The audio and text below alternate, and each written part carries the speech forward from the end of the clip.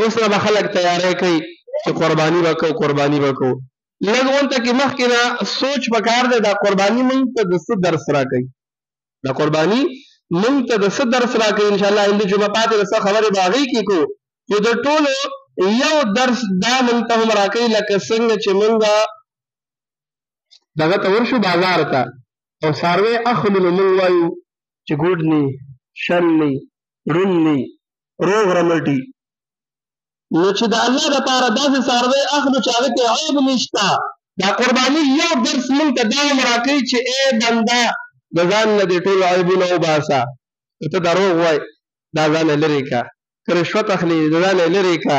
که پردی حق وایې د ځان یې لرې کړه، که قسمه قسم ګناه په تا کې شته نو دا په تا کې عیب دی. څنګه چې ته د قربانۍ دپاره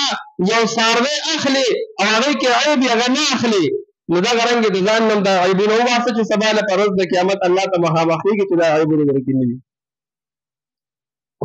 سوچ به دا کوي قرباني به څوک کوي؟ الله په چا زیاتې هم نه کوي چې هر سړی دی کوي، نه، د هغې دپاره خپل نصاب دی. د قربانۍ دپاره خپل نصاب دی چې ستا مال هغې ته ورسېده هغه به ته قرباني کوې. یو سړی فی سبیل الله کوي او هغه خبره ده، خو که یو کس سره مثال کې طور پر چې د هغه سره پیسې شته نو څومره وي، یو کس تجارت کوي د ده د تجارت دا سامان څومره دی، د هغې دپاره شریعت ده ته نصاب کېښودو چې ستا دا مال چې تا کم جمع کړی دی یا تا سره د جمع کړی نه چې تا سره د قربانۍ په وخت کې دومره پیسې وي. نو شریعت تا ته وایي چې کم کس کمه ښځه کم نارینه چې د 52 تولې چاندۍ قیمت و د دې مالک و یا د 9 تولې سرو زرو مالک وه، دا کس به قرباني کوي. اوس د 52 تولې نه څومره پیسې جوړېږي؟ نو نن سبا د 52 تولې چاندۍ نه 1.5 لاک روپۍ جوړېږي. 1.5 لاک روپۍ جوړېږي چې کم کس سره 1.5 لاک روپۍ دي، کم کس سره 1.5 لاک روپۍ دي او په ده قرضه نشته.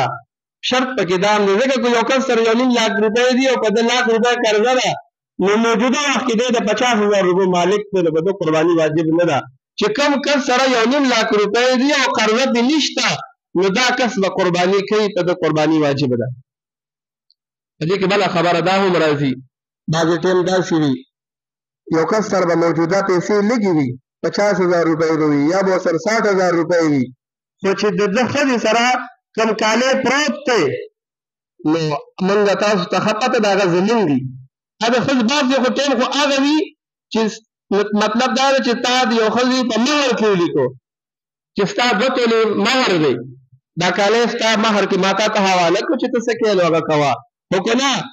تا د خپل انګور دپاره او د خپلې ښځې دپاره 2 تولې او 3 تولې او 4 تولې جوړ کړی دی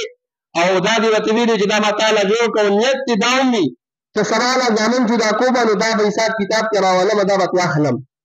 نیت دې دا هم وي که سبا له زما په ګاونډ کې چې د 3 مرلې یا 5 مرلې ځای خرڅېږي نو دا زما جمعوالي ده، نو ته به وایم چې دا اوس راوکوه. یا ستا د ښځې سره کالی پروت دی 2 تولې دی 3 تولې دی، دوه هم دا سلا ده چې دا هغې استعمالوم یا نه استعمالوم صندوق کې پروت دی،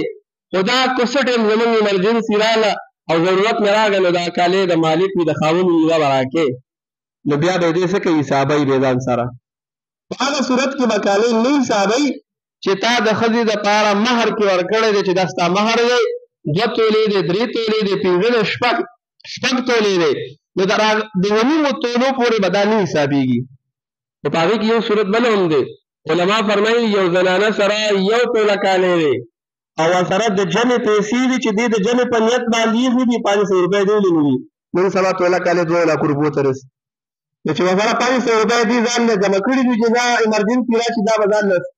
له سره کړي دي نو دغه ښځه به هم قرباني کوي. ولې د قربانۍ نصاب دی 1.5 لاک روپۍ، 1.5 لاک روپۍ د قربانۍ نصاب دی، نو چې هر سړی خپل ځان ته وګوري. بعضې ټیم بله خبره راشي، مثال یو پلار دی هغه 3 زامن دي نو پلار مشر دی، پلار مشر دی دی زامن پیسې ګټي او پلار نه ورکوي، نو چې پلار مشر دی نو واجب صرف په پلار ده ځکه زامنو اختیار نشته. خو که بعضې زامن داسې وي چې هغه ځان له سایډ ته د پلار نه پټې جمع کوي، مثال نیمه پلار نه ورکوي نیمه ځان نه جمع کوي، نو که دغه زامن ځان له د 1.5 لک روپو مالک وي، دغه زامن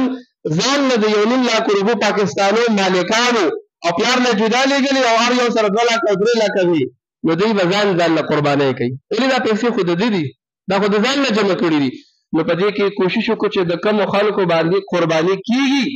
نو هغه ځان له حساب کتاب د مخکې نه کلیر کړي چې او ما سره یو کس د تجارت کوي، هغه تجارت د هغه د مثال د دکان ولې نه وي، که د کباړ ولې نه وي، که هغه داسې به وګورو چې یو خلک راوړو څه حسابۍ نه داسې تجارت کوي او هغه مال ته چې وګورو هغه خلک وایي دا داسې دي، حالان کې چې هغه د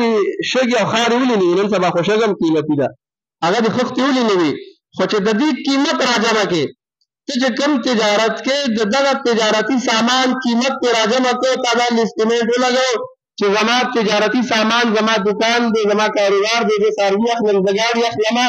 او د دې قیمت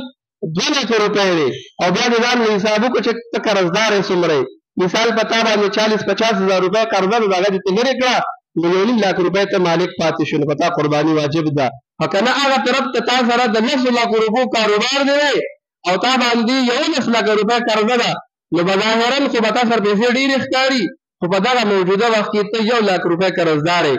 نو په دغه وخت کې قرباني واجب نه وي. نو کوشش وکړو چې کوم کسان داسې وي چې هغه صاحب نصاب وي هغه ځان له خپل اسټیټمنټ ولګوي که هغه زنانه ولې نه دي زنانو سره هم خپلې پیسې وي ورسره کالي هم وي او دغه رنګې که هغه نارینه ولې نه وي بعضې ټایم داسې وشي یو زوی وي نو په ده قرباني واجب وي په زوی باندې ټول زامن جدا شوي د پلار نه نو په زوی باندې ځان له قرباني واجب وي نو دې ځان له قرباني نه کوي مور ته وي تاله به وکړم یو کس باندې قرباني واجب ده نو ځان له قرباني نه کوي زما پلار وفات شوی دی هغه له به وکړم په دغه صورت کې قرباني نه کېږي ولې چې کوم صورت په تا باندې لومبی قرباني واجب ده ځان له لومبی وکړه خپل حق ځان له خپله غاړه خلاصه کړه که ده سره پیسې وي بیا نورو له وکړه نو چې د دې انشاءالله د دې خبرو خیال وساتو. بل مې د لومبی کې مې کړې وه چې کوم د ذوالحجې اعمال دي نو په هغې کې دا 9 ورځې چې کومې دي دا ډېرې مبارکې شپې ورځې دي دې کې د رجوع اهتمام وکړو. بل د 1 ذوالحجې نه والي در 9 در اختر د سهاره پورې چې کوم کسان د قربانۍ نیت لري چې زه به قرباني کومه مستحب عمل دا دی چې هغه د څوک سر سنت دي د نن نه خلاص کړي او دا یو څو خبرې دي انشاءالله د قربانۍ د چاته څه قسمه څه مسله وي نو هغه هر ټایم تپوس کولی شي دغه رنګې نور به ضروري خبرې انشاءالله بله جمعه پکې راځي هغې کې به بیا ووایو انشاءالله. واخر دعوانا